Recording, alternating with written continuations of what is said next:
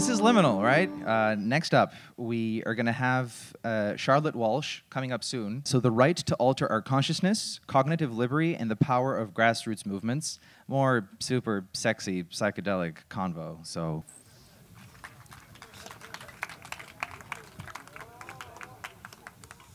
Hi, guys. Okay, so I'm going to be making the argument that we have the right to alter our consciousness and that the prohibitive drug laws breach this right and that drug policy activism reform should be framed around this truth. And I've been making this argument for a long time in a lot of different places, and often one of the first things that you kind of bump up against when you start making it is that people are a little bit dismissive in the sense that they would argue that altering our consciousness isn't something that is significant enough to be treated as a rights-based issue. I'm kind of guessing that at Boom, I don't need to kind of convince you of the value of altering your consciousness. You don't need me to talk you into that. But I do sometimes think that it is valuable to just kind of pause and like really think about the value of, for me, I'm particularly interested in psychedelics, but whatever drugs it is that you're into in your own life. And like imagine what your life would look like if you stripped that away. Imagine, for example, like never having danced on acid, or maybe even worse, never having had sex on acid, you know, never having like laughed till you cried on mushrooms, not having Mama Aya to kind of keep you on your soul path, you know, whooping you upside the head when you step out of line, and then cradling you in her arms and telling you that all is well. Never having smoked the toad, and therefore never having experienced cosmic consciousness suffused with love. You know, for me, this is the best fairy story ever told. And the cosmic joke is that it's told by a toad. And the story isn't that the princess kisses the frog and then he turns into a handsome prince, but rather that she smokes the toad and therefore realizes that she's God, along with everybody and everything else.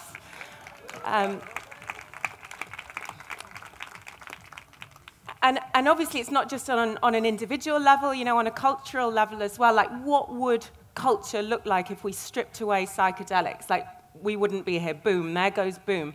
And it's not just this culture, you know, it's every culture. Humans have been taking psychedelics since the dawn of time, and they're so interwoven into the fabric of human history that actually we can't begin to imagine what the world would look like without psychedelics. And also, hopefully, psychedelics will play a crucial role in our future. So I'm really interested in the neuroscience that is coming out on psychedelics. And I was reading a paper the other day that was written by the scientists at Imperial College in London. And they've been looking at the fact that a lot of the classic psychedelics work on the same serotonin receptor. And then they were kind of speculating about, well, you know, why do we have this receptor in our brains? And what they proposed is that it's a receptor that allows for rapid brain plasticity, and that we've probably needed that evolutionarily when we need to either change our outlook or change our behavior swiftly, basically when we're in peril. And the psychedelics are accessing this receptor. And so I kind of think at a moment in time when we're facing unprecedented levels of depression, when we're facing environmental cataclysm, that it's absolute insanity to be banning the substances that can help us access this receptor that can initiate that evolutionary leap. You know, so I think the psychedelics are important. I'm a lawyer, and so the main thing, I'm an academic lawyer, and I specialize in challenging drug prohibition from a rights-based perspective. So I'm going to kind of talk about that first of all, but I'm also involved in activism, and then I'm going to move on to talking about that. So there have been some challenges to drug prohibition from a rights-based perspective. So some people, when they have been arrested, they will challenge the drug laws in the courts from a rights-based perspective. And we've seen this predominantly from the churches or the spiritual practices where they're using plant medicines as a sacrament, and then that kind of rubs up against the prohibitive drug laws. And there have been some successes with those challenges. I'm sure you've all heard about the fact that, in certain states in the US, for example, some of the ayahuasca-using churches have permission to use ayahuasca. So we have had some successes in that area, and I think Ben Zalunin from ICES will maybe be saying more about that in his talk after this.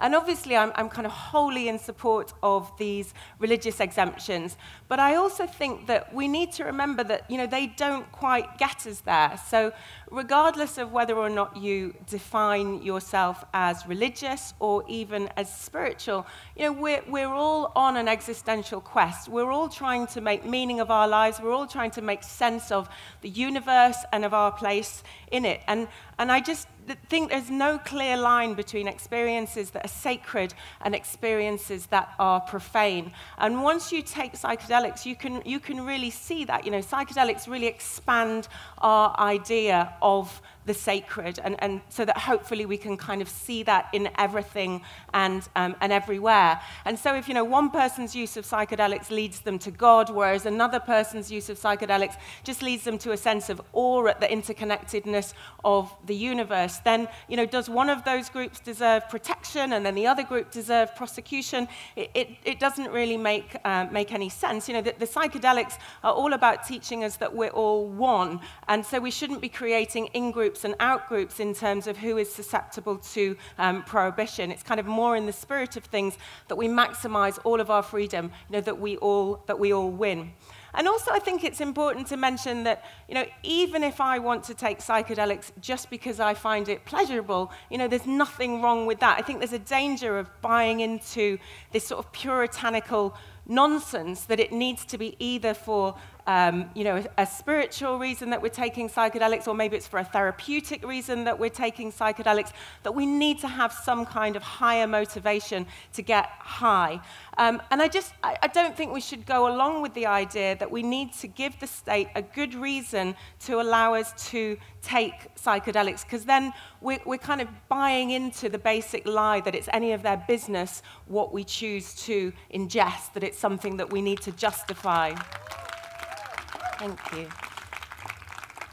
And so just kind of following on from that, I think that's one of the reasons why I find drug policy so fascinating, is because it basically raises these crucial questions about where the appropriate boundaries should be between the individual and the state, and particularly once the criminal law comes into play, because the criminal law is basically something that gives the state the power to purposefully impose pain upon its citizens. And so we should be really cautious about when we use the criminal law. And surely a basic principle of criminal law is that we should only invoke it to prevent an act that causes harm to others. Causing harm to oneself isn't enough. That's paternalism, which is deeply infantilizing. If I want to kind of have a shot at a mystical experience and I'm going to risk my psychological health to do so, that's my business. It's not up to the state to make that decision for me. And even on paternalistic grounds, our drug laws fail. This idea that I'm hurting you to help you, it's like such bullshit. So, most people who are prosecuted for drug crimes, the only harm that they are suffering is the harm that's being inflicted on them from the state. So the harm that comes from on high rather than from having been high. So as I say, there has to be harm to others. And taking drugs doesn't harm others. If it leads to acts that harm others, then those acts are already criminalized. And anyway, psychedelics aren't particularly associated with crime in the way that possibly some other drugs are, though, to be clear, I'm anti-prohibition in all of its guises. So some people make the argument that taking drugs indirectly harms others. So, maybe your drug use affects your health, and then the taxpayer is kind of indirectly affected because they have to pick up the pieces of your unwise decision.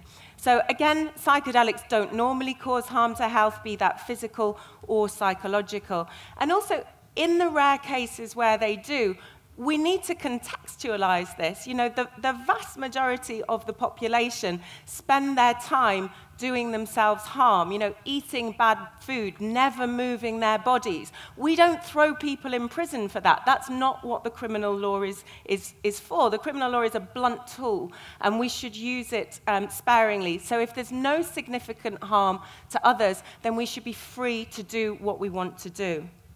And also remembering that it's not just that the psychedelics don't normally cause harm, but again, they typically lead to benefits, both for the individual and then also consequently, of course, for society, because society is made up of individuals. And so therefore, you would think that society would surely profit from those individuals being as fully self-realized as possible. That is what you would imagine. Of course, it kind of depends on what sort of society it is that you want. And I think once you go down that avenue, you maybe get towards the crux of why it is that psychedelics are actually prohibited. So, we might want a society full of enlightened individuals, but the question is whether or not those with power would welcome that, or whether or not that would threaten the status quo. And I think that it would. And those with power are obviously invested in the status quo continuing for obvious reasons. And so I think there's kind of a paradox here that on the one hand, the harms of psychedelics are overplayed in terms of the kind of psychological and physical harm that they might bring. But then on the other hand, the powers that be are actually absolutely right to fear them, because even if that fear is only operating on a subconscious level, a psychedelicized population is much more likely to be woke, much less likely to go along with kind of mind-numbing conformity with current societal paradigms, with consumerism, etc. And of course, I think it's important to remember, and Ishmael and Lorna touched on this, drug prohibition has never actually been about harm. It has a long and very, very ugly history. So, for instance, it was a significant part of the repression of indigenous cultures during the time of colonialism. In its modern form, it was kind of birthed at the end of the 19th, beginning of the 20th century to control racial minorities. It was ramped up in the 60s and the 70s to target the Black Power movement and the hippies. And then it was taken global and continues in this vein as a form of neo-imperialism. So basically an excuse to establish power bases in unstable countries, normally countries that the US has deliberately destabilized in order to exploit their resources. And on a domestic front, the drug laws are still used to harass and imprison minorities. And we have this story whereby drug users are scapegoated and blamed for the dire social circumstances that they find themselves in this really cynical exercise of putting the cart conveniently before the horse.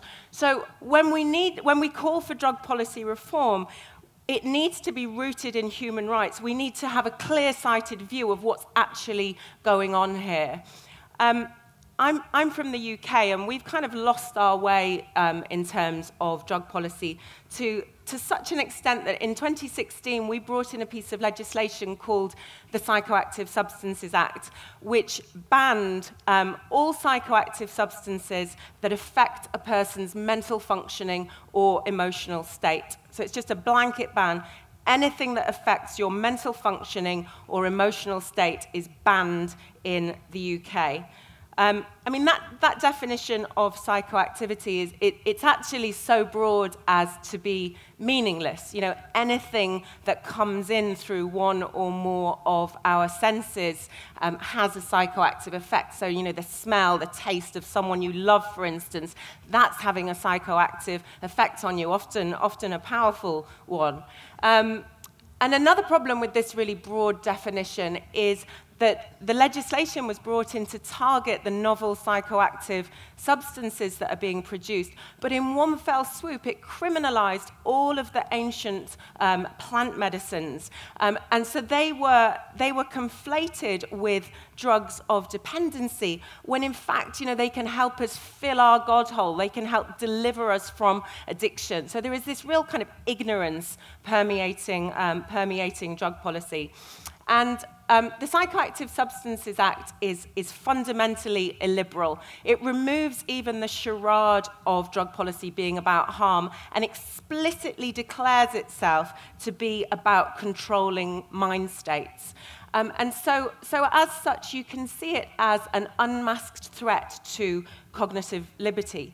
And cognitive liberty is, in one sense, simply another way of saying freedom of thought. But kind of more specifically, it's this idea that individuals have the right to determine their own brain chemistry.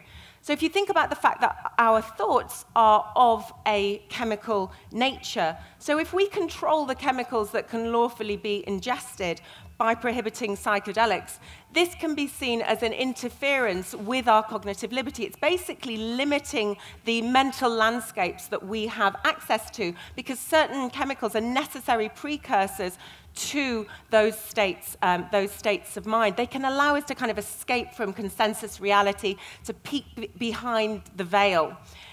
So I often think of drug prohibition as a form of censorship. It's like applying a sort of series of psychopharmacological filters and curtailing the landscapes that are available to us.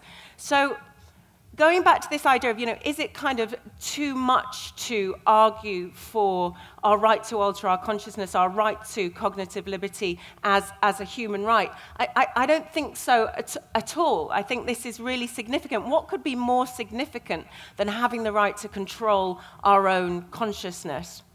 And I think developments in the UK, things like the Psychoactive Substances Act, really emphasize the importance of approaching drug policy from a human rights perspective. Because when we lose that, we get to this situation where the state thinks that it has the right to tell us that we can't ingest anything that has a psychoactive effect unless they explicitly tell us that we can. And the only substances that have been exempted from the Act in the UK are, as you can probably guess or already know, alcohol and tobacco, which obviously have the potential for causing harm, extreme harm. And so it once again kind of shines a light on the fact that drug policy is hypocritical. And in fact, there was this interesting event that happened when this piece of legislation was going through the Houses of Parliament. One of the Lords stood up and they asked the government for an intellectual justification as to why it was that we were treating two of the most potentially harmful substances, alcohol and tobacco, differently from all the other psychoactive substances available. And the government basically said, we have a cultural history of drinking alcohol, of smoking tobacco in this country. This is the nation's favorite drug. This is our favorite drug. That was basically all that they said. So, there's clear double standards at play here. And I think one of the concerns I have with this is, amongst many other things, it severely damages respect for the law. And our drug policy has been damaging respect for the law for generations. So, no wonder so many of us break these laws. They wouldn't dream of giving up their drugs. And so why should they expect us to give up ours? And I think, drug policy should be rooted in human rights, not in the drug preferences of the people with power. So,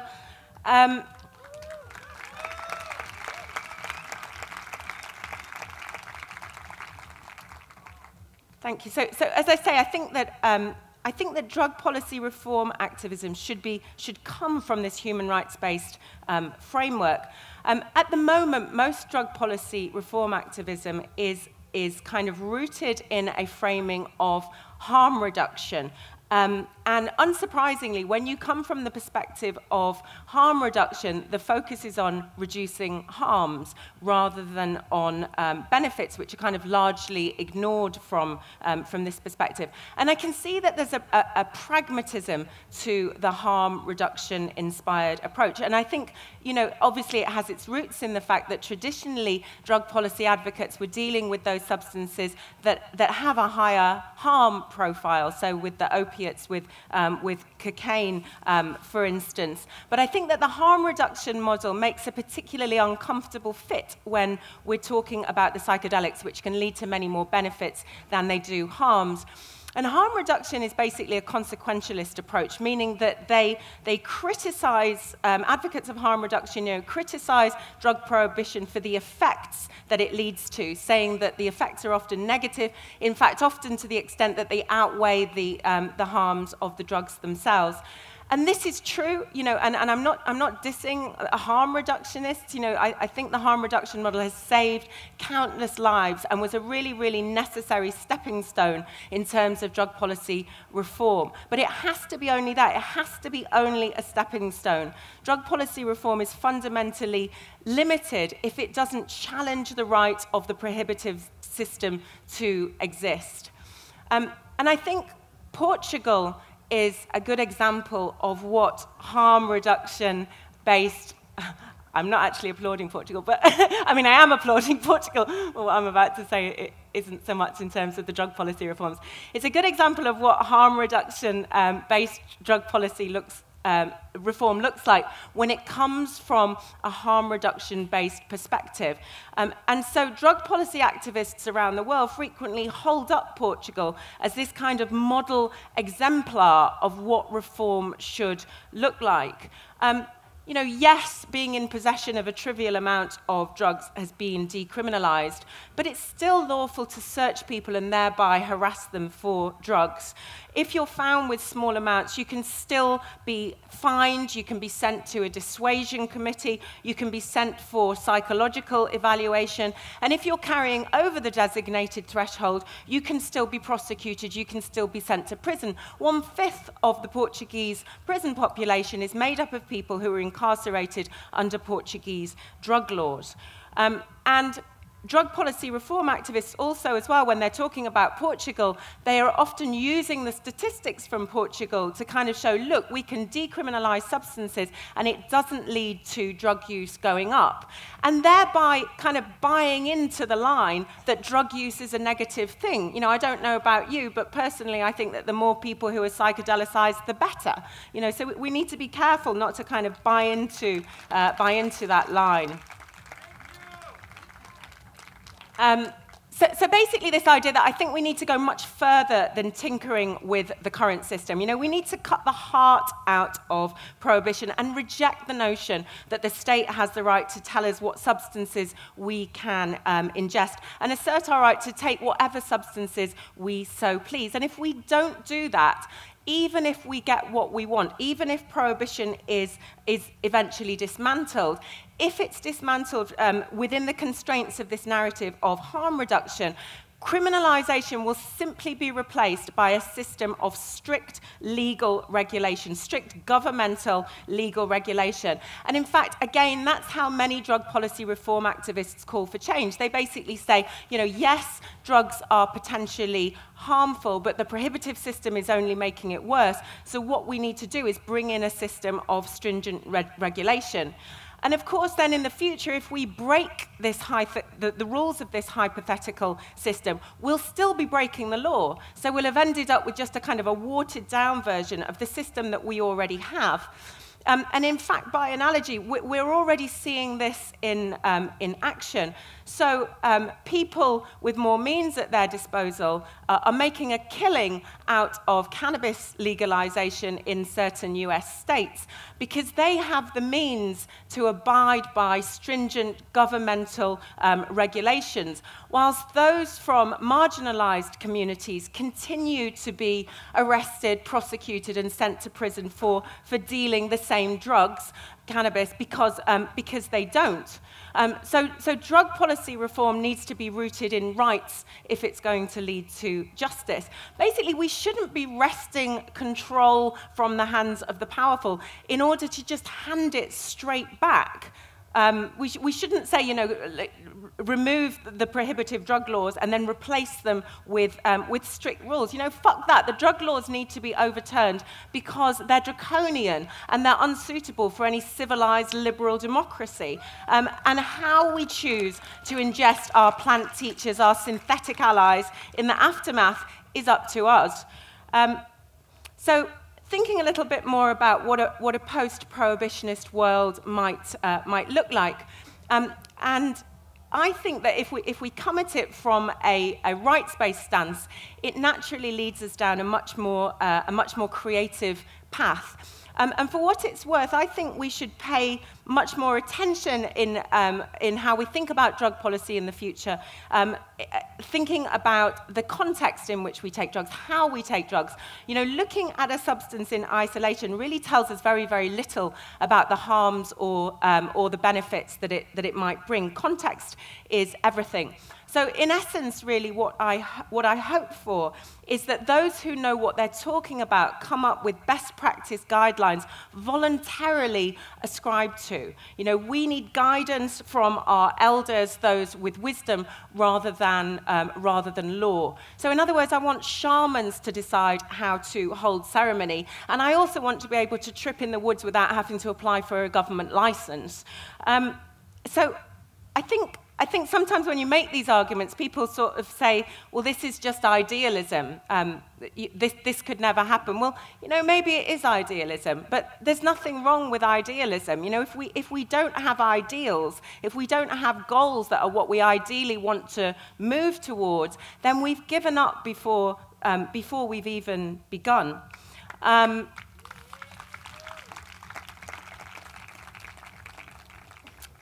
And also, I mean, Lorna and Izzy were saying a lot more about this, but it's important to remember that we don't need to reinvent the wheel here when we're talking about what kind of self-regulation might look like. You know, we have thousands of years of indigenous practices with plant medicines, for instance, to draw from.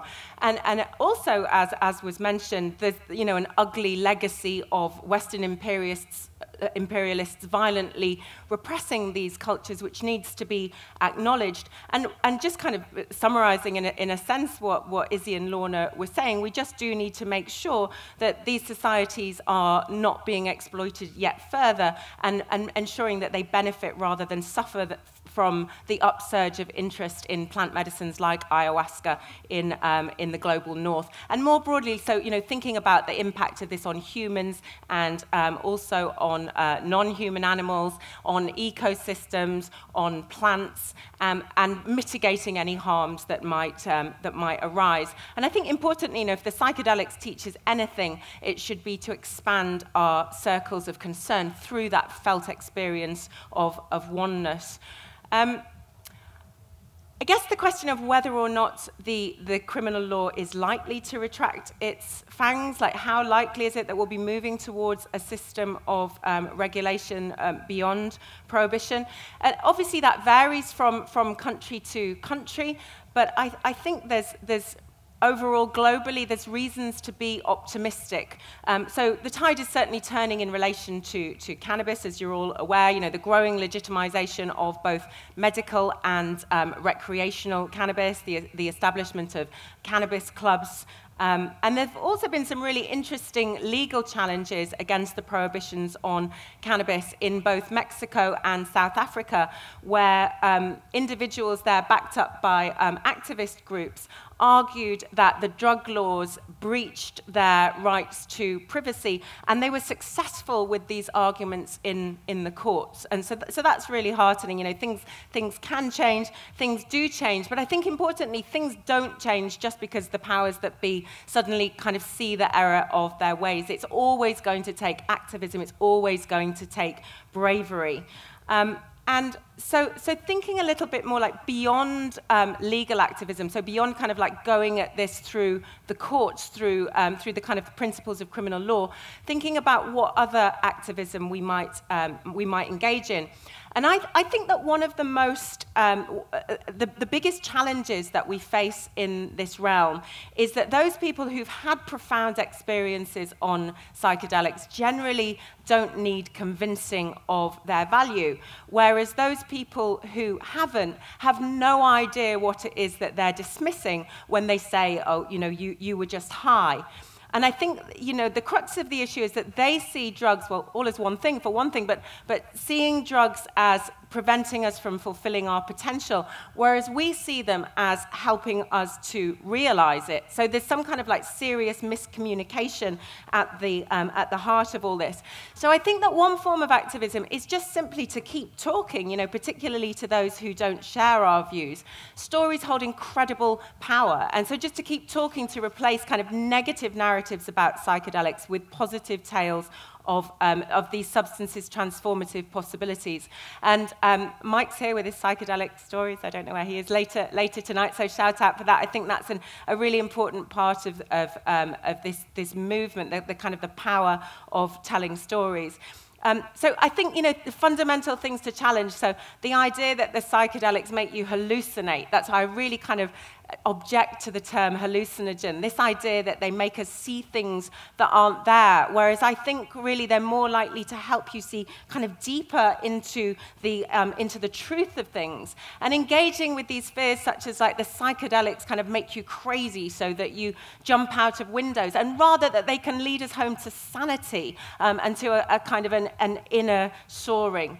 And I think that the storyteller is as important as the story. If creative, compassionate people who are clearly forces for good in the world are telling stories about their positive transformation with these substances, it helps to shuck off stigmatization and to change the picture of what a psychedelic user looks like.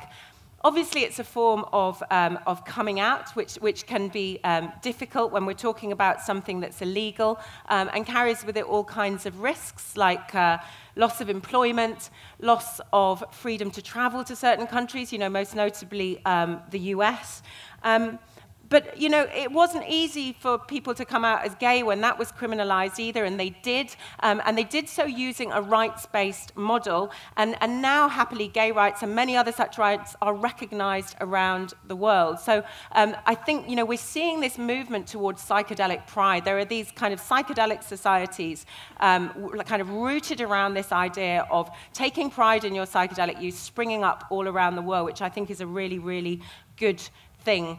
And this whole kind of shift in narrative is obviously really helped by the scientific renaissance that has been going on. The fact that we're kind of seeing this proliferation of stories about the astonishing therapeutic potential of psychedelics, which obviously isn't news to all of the underground psychedelic psychotherapists who have been doing their shadow work in the shadows for all of this time anyway. And also, there's a huge underground psychedelic movement. I'm sure that it's represented in many of its different guises in this room right now, and certainly throughout this festival. And I just think, regardless of what happens in terms of the legality of this situation, like, never underestimate the power of underground movements. They change the world. We need revolutionaries. We need people who resist authority, who can think outside of societal constraints to move things forward, to prevent things from stagnating. We don't need to wait for permission from above to affect change from below, and nor are we doing.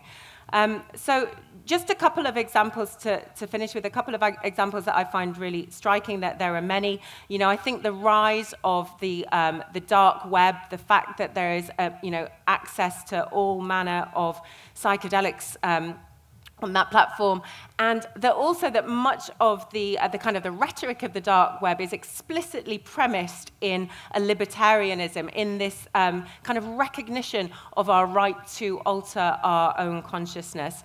Another example, plant medicine ceremonies springing up all over the world that at their best are these kind of love-filled spaces where people are helped to rid themselves of their demons, or at the very least to learn to live with them, to get more light. And to my mind, the most important thing about the psychedelics is that they can help us to free ourselves, to free ourselves from our self-limiting beliefs, to free ourselves from the illusion of separation from others, to release us into cosmic consciousness. And I think that any society that forbids psychedelics isn't a truly free society, and that our right to alter our consciousness is therefore worth fighting for. Thank you.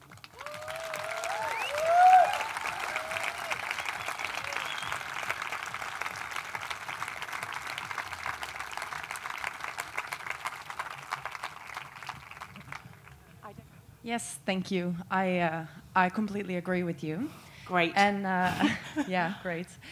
And I have a question, because you talked about the right to alter our consciousness and also about the right to provide these means. So for instance, for selling psychoactive substances. So I'm wondering, and your argument is essentially a anti-paternalistic one, and one that emphasizes the positives of using things like psychedelics. Yeah. So if we follow your line of argument, do you think that we could also say that there is a right to alter our consciousness by other means than drugs, and to provide these means? So like, for example, brain implants, deep brain stimulation, and other technological forms of cognitive enhancement. Yeah, absolutely. I mean, I think the argument kind of expands across all sorts of different realms. There's a really fantastic, I don't know if you've ever heard, there's something called the Journal of Cognitive Liberty. It's online, like all the editions of it are online. It's really, really interesting. And they look, sometimes they're looking at drugs, but they also look at all sorts of other things like neuroenhancements and kind of apply the arguments across the board there. I mean, I think in terms of if it's about ingesting something yourself, then I think that's a very different scenario than once you cross that threshold and you're giving something to other people. And I'm not saying that I don't think you should have a right to do that. I absolutely do. But you have to recognize that then that invites all sorts of responsibilities along with it. You're kind of you're in a different realm once that starts happening. There has to be a sort of certain basic duty of care. For example, that this is what you say it is. And I think, important to remember that even if they get rid of the prohibitive drug laws, there's still, the civil laws whereby if you didn't respect that duty of care, if you're in interaction with other people, you could leave yourself open to being sued, for example. So it's not that it would be, entirely anarchic. We just get rid of that kind of criminal strand. But yeah, I think the arguments kind of translate across all kinds of different realms, yeah.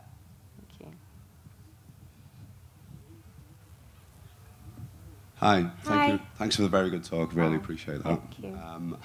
I've always found that whenever there's been talks or stories of psychedelic experiences, it's always been one of complete positivity. And I think everyone in this room has even heard or even unfortunately experienced themselves or with a friend the negative effects of it, where it can go bad and people experience a bad trip. Sometimes to the level where it causes PTSD, or it can actually have a really quite a negative effect on their life. But it's never really addressed or brought up in these talks. And I think it's, looking at both sides of the same coin, I think it's something that's, maybe should be addressed, or at least, sort of talked about in some way at all. And I always find it never is. And I think it could be quite irresponsible in a way. So I just want to know what everyone's thoughts are on that. Yeah. Because everyone here knows exactly what I'm on about, don't they? Yeah, of course. So, what do you think about that, or what does the community generally think about that? I was just a few weeks ago, I was at a really interesting conference psychedelic conference in Prague called Beyond Psychedelics, and the whole conference was basically devoted to exactly what you just said, and it was about the shadow side of psychedelics. And I think what has happened is, and I'm pretty sure I'm guilty of it myself, there's emerged a kind of like reverse propaganda, because you're trying to counteract the negative propaganda about psychedelics that has kind of dominated for so long, that people are like, these substances are amazing and they can transform us. And